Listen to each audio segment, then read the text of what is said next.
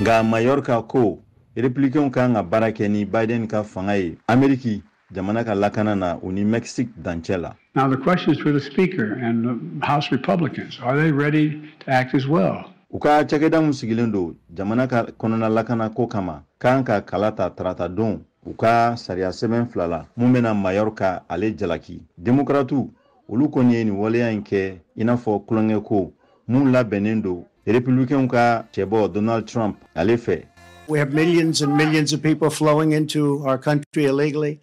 They come from prisons and they come from mental institutions. Mallorca ye aka bara lafasa aka chakeda la ni oye Ameriki jamana ka kenya konna ko lakana ako abe chambre des représentants wasadun ka soflana wuli daku ye kuku jija kosebe jamana ka sariya munun be donini boli ko kan ko olu u korolendo wa uni sisan ko tetra chambre nyamoro Mike Johnson ko wasadenso bena aka ni jalakilin mumita aka nomileli ko kan ubina jatemine ko olu bena ni aka ni jalakilin ke kadaka nafakodo